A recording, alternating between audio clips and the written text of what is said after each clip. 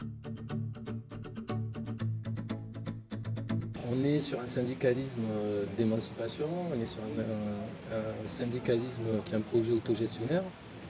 Et donc on ne peut pas souhaiter au niveau de la société quelque chose d'émancipateur et d'autogestionnaire et de fonctionner de façon autoritariste sans avoir cette visée-là dans nos classes.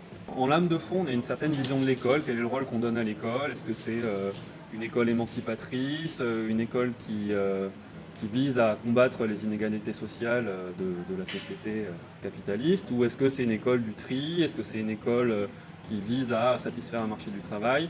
C'est important d'avoir une pratique qui est en adéquation avec notre vision de société, notre projet de société. Alors, la pédagogie est une question syndicale parce que le premier mot qui me vient, c'est le mot liberté pédagogique. Notre liberté pédagogique est potentiellement mise en danger par certaines décisions institutionnelles et gouvernementales, notamment avec des programmes de plus en plus coercitifs et avec une administration qui essaye de plus en plus de mettre son nez dans nos classes. On doit pouvoir organiser dans notre classe la pédagogie qu'on entend et on voit une tendance les dernières années à des directives de plus en plus fortes et de plus en plus fermées.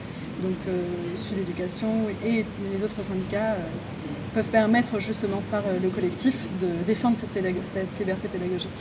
Défendre la liberté pédagogique, c'est un travail syndical.